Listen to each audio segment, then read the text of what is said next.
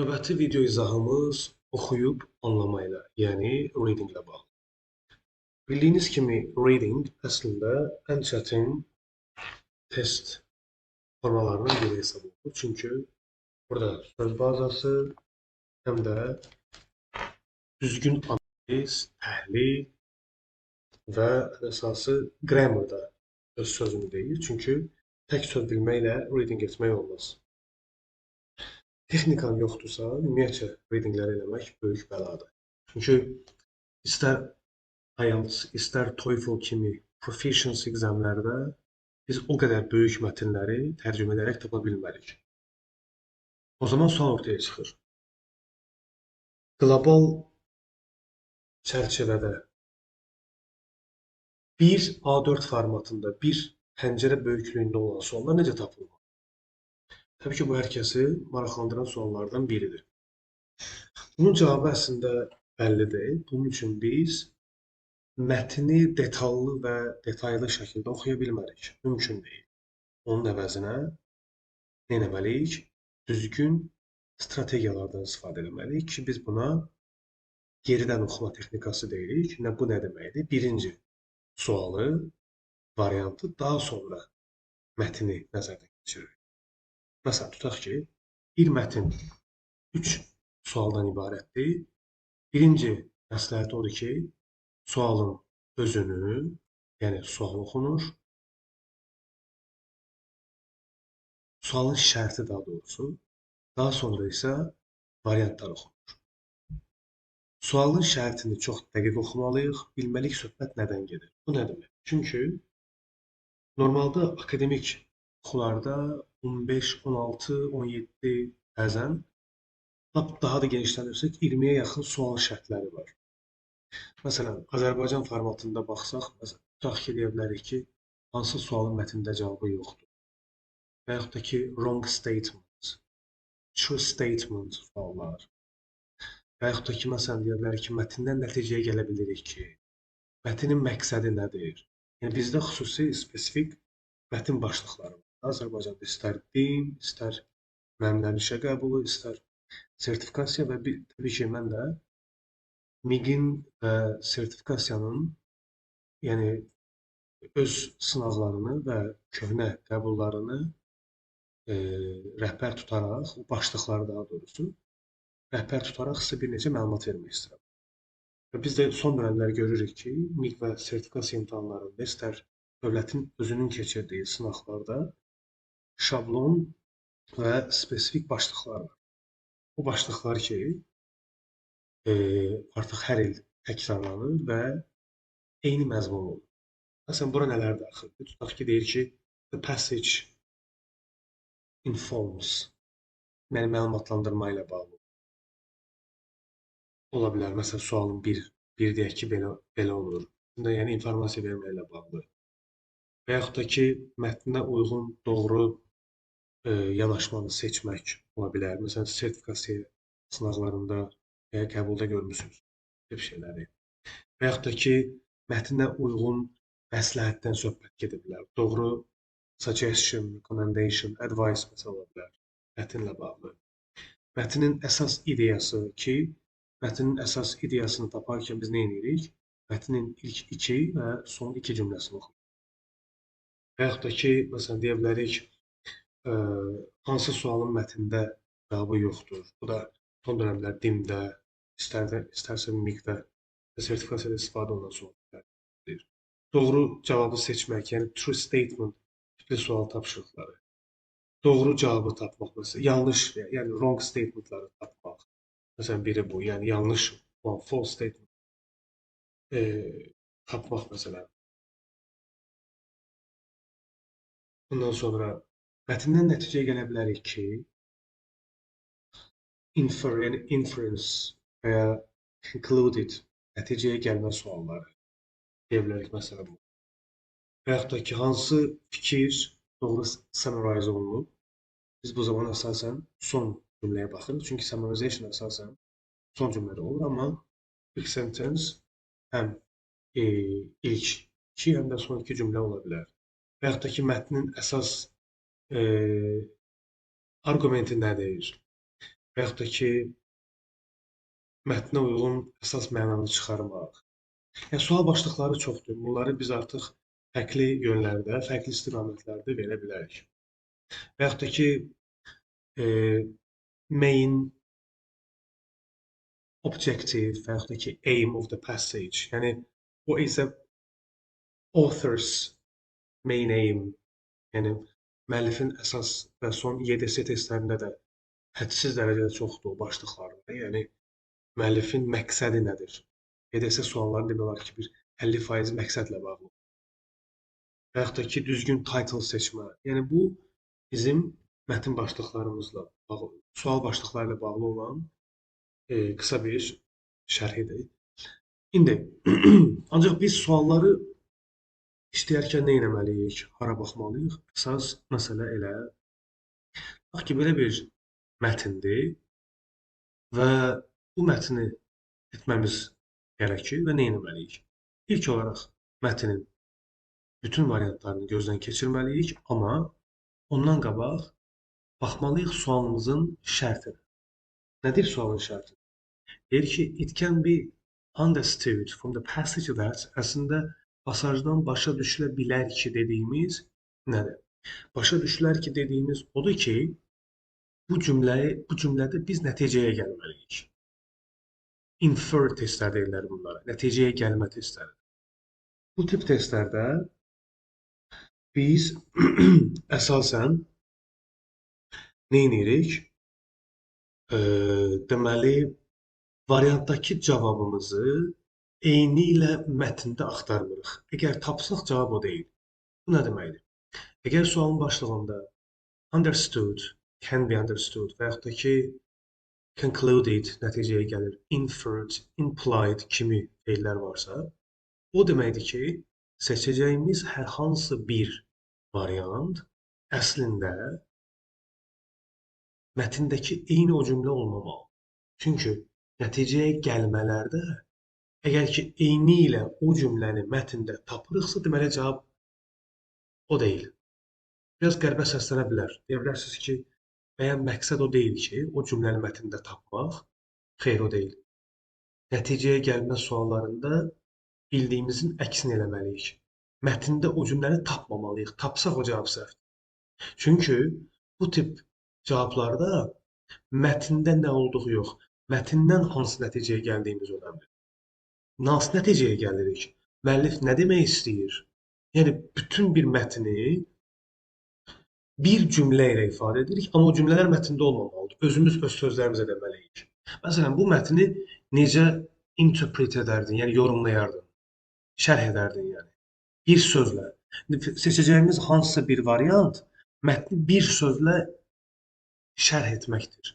Bir sözlə interpretasiya eləməkdir. Yəni, bir sözlə olmalıdır. O söz ki, o mətndə olmamalıdır. Nə mənada? Yəni, o cümlə olduğu kimi mətndə olmamalıdır. Və ikinci, sualın şərtindəki vətdən sonraki hissə çox önəmlidir. Mən artıq bildim ki, nəticəyə gəlmə var burada. Mətni olduğu kimi tapmamalıyam. İkinci, digər məsələmiz. Biz baxmalıyıq. Vətdən sonra gələn söz nədir? Vətdən sonra gələn söz later. Artıq ismimiz var. Mübtədamız daha doğrusu. Deməli, artıq topic word, yəni topic sözümüz bəllidir. Mən gedib, bax bu tip suallar deyirlər lokasional sualdır. Yəni, artıq bu sual, bu kəlmə, bu söz məni birbaşa o mətndəki o yerə aparmalıdır. Məsələn, əgər mən bu sözü gəlib burada tapsam, buranı oxumağıma ehtiyac yoxdur. Çünki lokasional sualdır bu. Bunu mən gedib burada axtarmalıyam. Plato. Deməli, mənə lazımdır o sözün özünün olduğu yer. Bunu edərkən nə etməliyik? Bizə lazımdır o sözün özünün mübtəda kimi durduğu yerlər. Bunu edəndə nəyi məsləhət görə bilərəm sizə? İlk olaraq, ilk iki cümləni oxumağa məsləhət görürəm. Mən artıq cümləmdən bildim ki, yəni sualımın şərtindən bildim ki, mətndə hansı söz axtarılır. Mənim topic word-üm nədir? Plato sözü. Mən mətndən gedib bu sözü tapıb bunun üzərində işləməliyəm. Mətnə keçmədən öncə məsləhətim odur ki, ilk olaraq sualları oxuyasınız. Məsələn, burada hər variantdan bir e, mətnlə bağlı əsas sözləri tapmaq lazımdır. Məsələn, Yunan alimi olmasından danışır. Yunan alimi olmasından danışır. Filosof olmasından danışır. Əfsanə yazmasından danışır. Yox olmuş, qeyb olmuş Atlantika şəhərindən, Atlantis, daha doğrusu şəhərindən bəhs edir. Deməli, ada bundan bağlıdır. Şahidi olmasından danışır, şəhərin yox olmasından danışır. 2500 il öncə Atlantis şəhərinin qeyb olmasının, şahid olmasından danışır. Bilirdi ki, deyir, zəlzələlər və tsunamilər deyir, yeganə təbii deməli fəlakətlərdir ki, onlar şəhərlərin bu şəkildə yox olmasına səbəb olurdu. Bundan danışır. Deməli bizim əsas burada keywordlərimiz səbəb olmaq, yox olmaq, tsunami, zəlzələ. Gedib onları tapmaq lazımdır. D variantında might have made up of the story deyir. Yəni uydurmuş ola bilər. Yəni deyir ki, bu Atlantis hekayəsini Platon uydurmuş ola bilər. Çünki artıq bu səbəb göstərir. Heç bir dəlil, sübut deyir, yoxdur bununla bağlı heç yerdə. İdə isə deyir ki, həmçinin burada keyworddur artıq, bilirdi harada buried olduğunu, İspaniyadan danışır, Aralıq dənizindən danışır, bunu axtarmaq lazımdır. Artıq mən mətnlə bağlı 40% mətnin nələrdən bəhs etdiyini bildim. Ona görə oxuyanda detallı oxumağıma ehtiyac qalmayacaq. Tez-tez skimming, scanning texnikası ilə mətni artıq oxumuş olacaq. Bu tip testlərdə mənim məsləhətim nə ola bilərdi? İlk olaraq, əgər ki, çıxdaş eləmək istəyirsinizsə, ilk məsləhət odur ki, neyinin? Gedib mətndə, variantlarda mənanı daralda biləcək sözlər çıxmağı məsləhət görür. Məsələn, baxsaq D variantına, C-yə daha doğrusu, zəlzələlər və tsunamilər yeganə təbii fəlakətlərdir. Yeganə sözü bilin ki, testdə çıxmaq şərti çox az ehtimal ola biləcək bir variant. Bunun çıxma ehtimalı çox aşağıdır. Yeganə deyil çünki. Təbii fəlakətlər yalnız tsunami və zəlzələ deyil. Yeganə sözü artıq burada çıxma ehtimalı az ola bilən test nümunəsidir. İ variantında also var. Bu çox təhlükəli bir səhvdir. Çünki bu həmişə özündən qabaq gələn cümlənin açıqlayıcı məlumatını verir.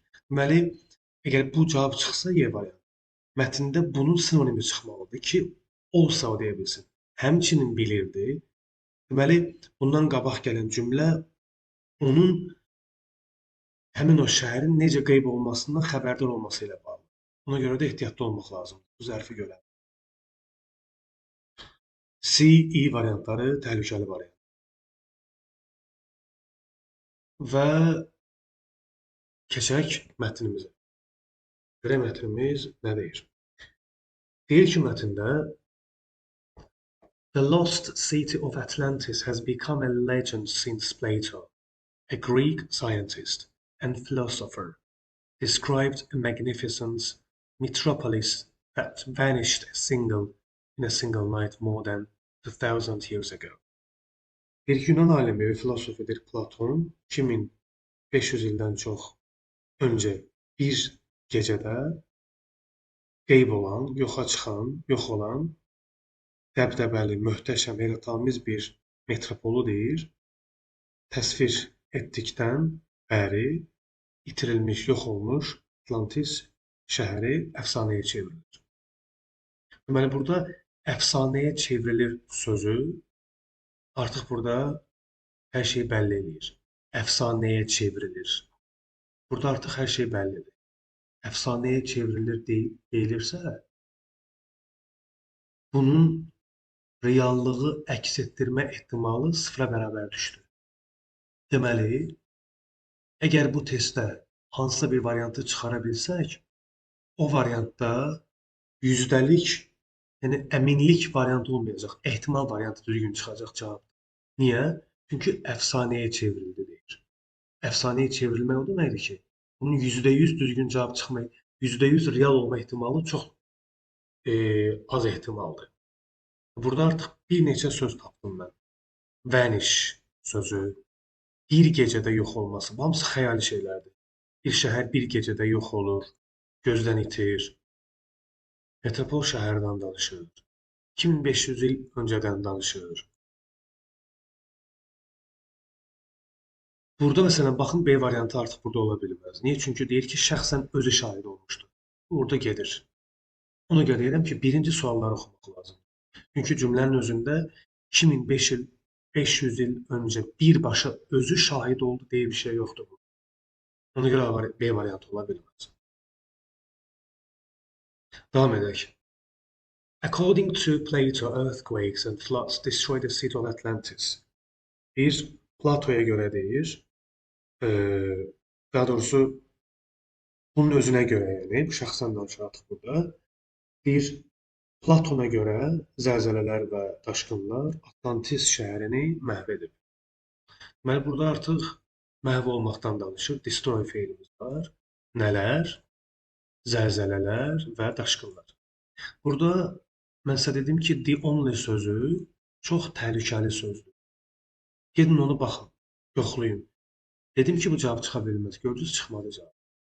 Burada deyir ki, amma Platona görə zəlzələlər və daşqınlar Atlantis şəhərini dağıtdı. Burada deyir ki, yalnız zəlzələ. Deməli, burada bu ola bilməz. Bu variantda gedir. Artıq avtomatik getdi. Bu da getdi. Bu da getdi. Çünki elə ilk iki cümlədə B ilə C variantını atdıq. Onun üçün mən deyirəm ki, paragrafın ilk iki, son iki cümləsi çox önəmlidir. Oxumaq lazımdır. Gəldik son iki cümləyə. Daha sonra burada son iki cümləyə keçməzdən qabaq deyir ki, çoxlu sayda teorilər var. Araşdırmacılar inanırlar ki, they have uncovered deyir burada. Uncovered olunub, cover olunmuyor. Yəni, researcherlər bunu uncover ediblər. Yəni, cover up olunub da unutulmuş metropol şəhərindən söhbət gedir. Ancaq deyir, deməli, burada iki dənə təzad tərəf var. Some other researchers claim that it is buried deyir burada. Görürsünüz, dəqiq bir şey yoxdur. Biri belə deyir. Deməli, çıxacaq variantda təzad bir şeydir. Detaylı oxumağa ehtiyac yoxdur. Dənizdən danışır. Baxın, bu da gedir. Məsələn, İdə deyir ki, həmçinin bilirdi ki, o bilir. Amma burada əslində Platonun bilməsindən söhbət gedir. Burada deyir ki, mətndə, bəzi alimlər də inanırlar ki, bəzi alimlər də inanırlar ki, yəni suyun altında deyir qaldığını və yaxud da ki, palçın altında buried olduğunu, yəni orada bastırılmış olmasını ehtimal edir. O zaman dəqiq bir məlumat yoxdur. Record yoxdur, yəni konkret deyə bilmərik ki, bu nə şəkildə olur. Məsələn, İdə deyir ki, amma həmçinin bilirdi. Bu da ola bilməz. Artıq buradan da görünür ki, bu düzgün cavab ola bilməz. Avtomatik 3 variant getdi. Tez-tez gedirik. Dərin oxumağa ehtiyac yoxdur. Burada artıq mətnlə bağlı bir, deməli, Plato ilə bağlı bir şey deyil. Deyir ki, son iki cümləni oxuyuruq. On the other side, some researchers feel that Plato created the legend. Gördünüz, əfsanəni özü yaradıb. Deməli, burada to create a legend o deməkdir ki, əfsanə yaradıb. Bu real deyil. O zaman cavab deyil. Might have been made up of the story of Atlantis because no record of Atlantis has been found anywhere in the world. Yəni, there is no record, yəni heç bir onunla bağlı məlumat yoxdur. Deyir ki, burada digər tərəfdən bəzi tədqiqatçılar hesab edirlər ki, Platon Atlantida əfsanəsini insanların təkəbbürlü və acgöz olmamaqları barədə xəbərdarlıq etmək üçün yaradıb. Əfsanə yaradıb. Belə bir şey yoxdur yəni. He was aware of the lost towns of the Helike and Pavlopatri, and the narrative of the Atlantis may have been based on them.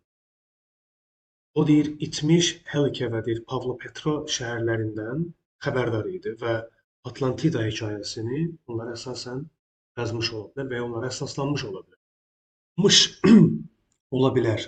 Onlara əsaslanmış ola bilər. Might have been made up of the story of Atlantis because no record of Atlantis has been found anywhere in the world. Bir Atlantis hekayəsini Platon deyir, uydurmuş ola bilər. Çünki deyir, dünyanın heç bir yerində Atlantis haqqında heç bir deməli qeyd və ya bir fakt tapılmayıb. Düzgün cümləmiz D variantı.